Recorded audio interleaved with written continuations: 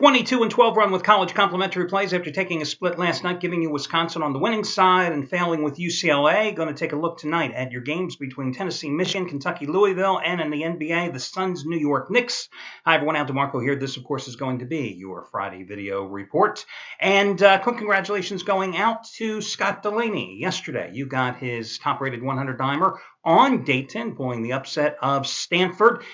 51, 29, and 1 roll with 100 dime plays over the past 3 years now combined in all sports for Delaney. Best of all, you got that play as the half-price play of the day, just like you got Wednesday's winner from Gabriel DuPont on VMI, outright over Toledo and CIT action. Today, the half-price play of the day, I'm turning to Chris Jordan for his top-rated 1,000-star winner on Kentucky and Louisville.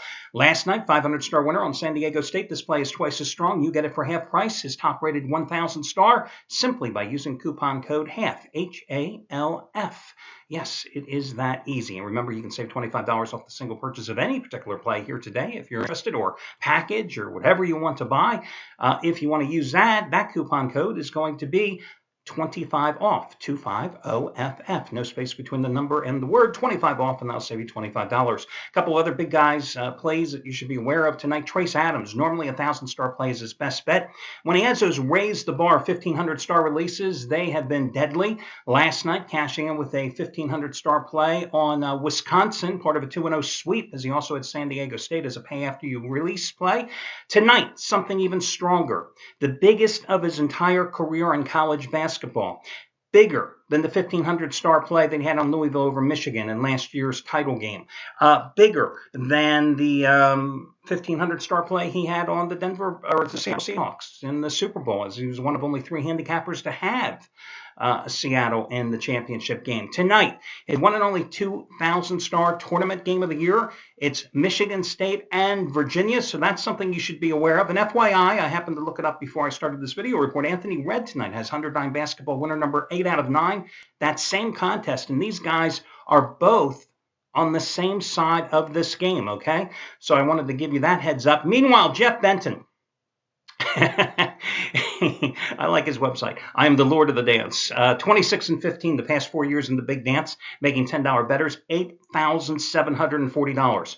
College basketball overall, he's made $10 bettors over the past month and a half, $6,360. And tonight, 100 dime max wager winner number 18 out of 24. It's Tennessee and Michigan.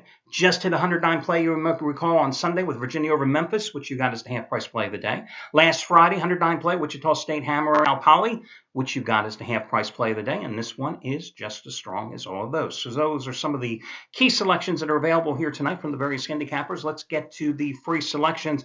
First of all, let me just run these in reverse chronological order and see who the hell is the later game here tonight. Well, it would be the Phoenix Suns, but we'll go to college basketball first. How's that? Let's talk about the game between Michigan and Tennessee. You know, it's at Lucas Oil Stadium in Indianapolis. So obviously, Michigan in the heart of Big Ten country, I think they certainly are going to have the fan support in that particular contest. Of course, Tennessee, you know, it's not like Knoxville's that far away from Indianapolis. They're going to bring a lot of orange-clad fans, and you'll see them in the stadium here this evening as well. Michigan is a 3-point favorite in this contest, and I like the Wolverines in this game. I know Tennessee has had one hell of a nice little run here so far for the tournament. I know that, you know, as you know, that they won 3 games in 5 days last weekend. But I think they go down here tonight because when I look at what Tennessee has accomplished, I look at more that the matchups that Tennessee walked into so far here in the dance. They took care of an Iowa team that really folded up like a cheap suit down the stretch run of the regular season, okay? And they needed overtime after rallying from an early deficit to win that game, but they did. Then they took on a Massachusetts team, another team that was struggling down the home stretch as well, and also didn't play into their power game, and UMass went down. Then they took on Mercer. Well, listen, it was nice and fine and dandy that Mercer upset Duke, blah, blah, blah. But it was Mercer, for Christ's sakes, okay? Michigan, little better than Mercer, little better than Iowa, little better than UMass. You know what I mean? And the thing that Michigan has here, I think, is they have the coaching advantage. And I think Michigan also, of course, has, the guard advantage. Now, does Michigan have the size to contend with Tennessee? No, the Wolverines don't. But the bottom line is I like the way that they're playing, that being the Wolverines. They took on a big, physical Texas team, and hammered them 79-65. And, Texas has some size along the front line, just like Tennessee does. Now, granted, Texas doesn't have as good of guard play, perhaps, as Tennessee, but that doesn't say much because the Volunteers' guard play is just average in my eyes. Where, of course, Michigan with its three-guard attack, that's where the Wolverines excel. I'm going to go with them. Listen, Michigan has only lost one game in their last 10, and that was against Michigan State in the Big Ten tournament title game. And Michigan State had added fuel for revenge there as they were in a double payback situation.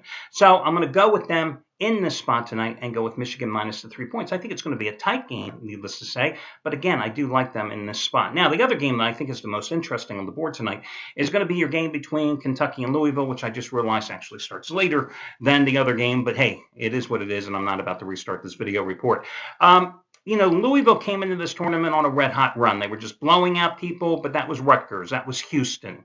That was Connecticut, even beating them by double digits in the AAC tournament title game. But here in the dance, the Cardinals haven't looked that good. And let's face it, they're a streaky team, as we've seen all season long. I mean, they really struggled in their opening round game against Manhattan before winning by 7. Yes, they took care of business and pulled away from St. Louis and covered as a 9-point chalk, winning that game by 15 points. But the Billikens had dropped 4 of the previous 6 games. They didn't resemble the team that at one time won 19 straight games and got off to a 22-2 start this season. They couldn't shoot straight, and their defense had fallen apart. Well, now they're going to take on a Kentucky team that, of course, is playing perhaps its best basketball of the season. And you remember what happened the first time these two met earlier this year. It was in Lexington, and Louisville was 1.5-point favorite. They lost that game 73-63. 73-66. And what I talk about often, in these video reports and, of course, on the site, is often games come down to a clash of styles. And that's what you have tonight. You have a Louisville team that's going to want to press, want to use that full court defense, wants to get its points cheaply off of turnovers or in transition. And they may be able to do so against the Harrison twins in the backcourt because even though they've got size at 6'5", 6'6" or so, they're not the greatest ball handlers. But what Kentucky has is the big guys up front with Stein, with Randall, etc. They're going to have the size on the boards. They out-rebounded Louisville, I think, in the first game by 5 or 6. I think they'll be able to dominate the boards again once more in tonight's contest. And let's face it, Kentucky is playing some damn good ball, as I said. Probably their best ball of the season. Upset the way you look at it. I mean, from an odds maker's perspective, they were a 4.5-point underdog. Upset Wichita State in the last round, 78-76, and Wichita State was only unbeaten, Took care of business against Kansas State. They should have, because K-State was a team that didn't have much size, but it had tremendous depth, something the Wildcats don't have, FYI. You look back at their recent string, yes, they lost to Florida by that single point in the SEC tournament title game. I just think that 4.5 points is too many to be laying in this particular spot. So with that being said, I think that you have to go ahead and grab the points with Kentucky. This is one of those games that I know it's Chris Jordan's best bet tonight, but I'll tell you, it's one of those games that I think you always have to be leery of because these matchups, as you get into the round of 16, the round of 8, the Final Four, etc., I mean, they're always the toughest games to pick anyway. But then when you have added motivation, when you have that revenge factor, when you have that rivalry factor, I mean, these are two blue bloods in college basketball, two of the biggest in-state rivals that you can find in college basketball. I mean, Michigan State, great matchup. Oklahoma State, great matchup. I mean, this is Kentucky-Louisville. It doesn't get much better than this, maybe other than when Duke and North Carolina meet when it comes to the Titans and rivals in college hoops. So again, I think Kentucky plus the points is the way to go. Now in the NBA, the Phoenix Suns return home after a nice little 3-0 road trip. They've now won 6 of their last 7. They rallied for a win at Minnesota, and that really set the tone for the entire road trip when they were down by like 22 points and came back and won that game by 7. Beat Atlanta, beat Washington. Meanwhile, the Knicks are coming off a 107-99 win at Sacramento, which was game 2 of a current 6-game West road swing for New York. That was on Wednesday night. Of course, on Tuesday night, they got humiliated by the LA Lakers. I think they gave up like 55 points in the second quarter of that game, lost it 127-96. That was their second straight loss since winning 8 in a row. So if you look at the long-term streak, yeah, sure, they won 9 out of 11. If you look at the short-term streak, they got upset at home as a 10-point home chalk against Cleveland, and they got hammered at the Lakers, and then they beat the lousy Sacramento Kings. They've only won one of their last three. So it depends on your perspective. Listen, New York won the first meeting by a bucket, 98-96 at the Garden in overtime when these two met January 13th.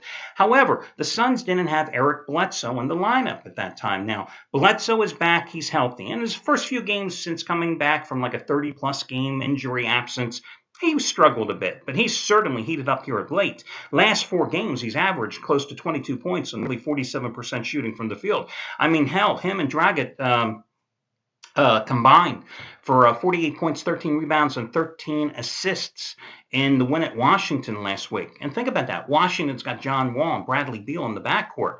What do the Knicks have? Exactly. I mean, nothing. Felton, Shumpert, a bunch of chumps. Hardaway, the junior, or the freshman, the rookie, I should say, freshman rookie. I think that's where the Suns will make their mark here tonight. And the Suns have greater depth as well. Yeah, the Knicks have Carmelo. How's that worked out all season long, okay? So it's a big number. It is 6, but I do like the Suns. So the Suns are your NBA free selection. And college hoops, one favorite, Michigan, one underdog, and that being Kentucky. And that'll do it. And I'll catch you again on Saturday morning, guys. Best of luck tonight.